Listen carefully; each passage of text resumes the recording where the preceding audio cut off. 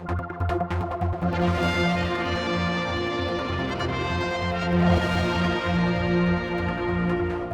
we've just concluded House of Keys morning session, and at the very beginning today, Mr Ashford was allowed leave to make a statement, and powerful what it was, I thought as well. You hold no ill will, you were saying that sort of thing, but come on, you had to go. You knew that, didn't you? Yeah, and as I said in the statement, I came to that decision 10 days ago. It became very clear after the report was first released. I spent 48 hours reflecting that I was becoming the story. And I felt as long as I was the story, government was not going to be able to move on. I've said for many years about the culture in government. I've spoken in Tynwald about it. I've spoken in the House of Keys about it. I spoke when I was Minister for Health about the culture that has gone on for decades and the fact we need reform. And if the Chief Minister is going to move things forward, I personally felt he needed a clean slate, and I couldn't have myself as a distraction to government in him doing that. I didn't hear you apologise at all, though. You stand by everything you've done then? So in terms of my personal role as Minister, I believe that I did act firm appropriately. I've gone back through everything, and I'm still of the firm view that I did act appropriately.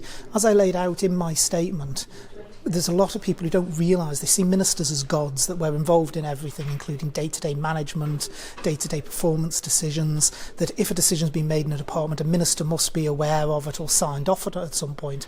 And any of us that have been ministers know that's actually far from the truth. But I'm obviously limited still with the tribunal as to what I can say at this point, because there is still matters that are sub judice, and I will have plenty more to say when it's not.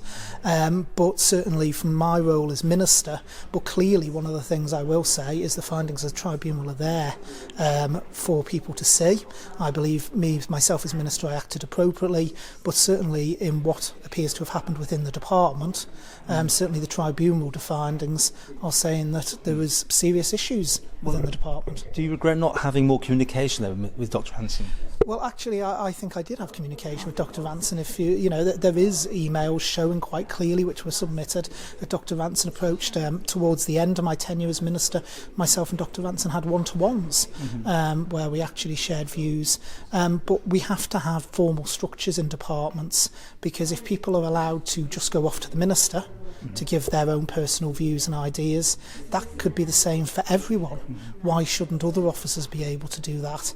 And then what happens is you end up with the minister inundated with multiple different opinions, multiple different views, and don't necessarily get anywhere. So we need the formal structures in place. But one of the things that's absolutely clear, and again I've got to be very careful what I say at this point, but clearly those formal structures, for whatever reason, which we'll come on to at a later date I'm sure, were not working properly.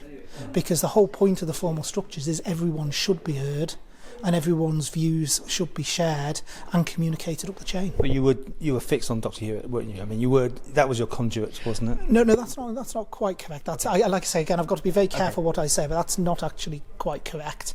There were various different reporting mechanisms where different clinicians and different groups had the ability to report in, and some of that will flow over into the COVID inquiry as well, which I'm sure will come out. If you'd listened to other people, this is where it gets tough. We would maybe shut down earlier. There could have been deaths avoided. I mean, how did you get that one over? Well, again, I've got to be careful what I say, because this will form part of the COVID inquiry. My views, in fact, I think I'll leave my views on that for the COVID inquiry. But one of the things I would say is, actually, if I had one regret, as Minister for Health during COVID, it was the fact we excluded residents from the island. I think if I was put in that same position again, I wouldn't have supported the move to entirely shut borders and stop residents returning, which is what we did at first. One of the members called you a Walter Mitty sort of character. How do you deal with that? Well, that's if Mr Thomas wishes to hold those views, he's fully entitled to. I bear no ill will or grudge in politics. Members are free to express whatever views they wish, and I think if they're his personal views, you're better off asking him rather than me. Okay.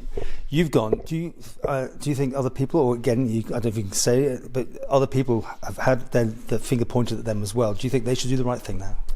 Well, it depends. It depends what you're referring to, Paul. I can only make decisions for myself. Yes. At the end of the day.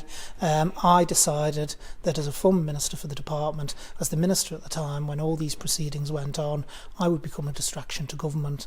And so I believed that, as I said in my statement, no one individual is bigger than the office they hold. And so I believed that the right thing was for me to step aside, to allow government to concentrate on the much needed changes many of which I elucidated on during my speech this morning, that need to come in to ensure that we have a fit-for-purpose culture across Isle of Man government. Okay, just finished with you're now out, but this is just out for a while. I mean, I'll give you 12 months before you're back in, right? Well, we'll see. We'll see. You want to go back then, We'll right? see about that. Paul. You'd like to go back? I'm happy either way. I've always said, Paul, I will do any job I'm asked to do, or no job at all. I'm quite happy as a backbencher. You remember me the last time I was a backbencher, and I intend to use my position as a backbencher to advance the interests, not just of Douglas North, but where I believe it's in the interests of the residents of the island.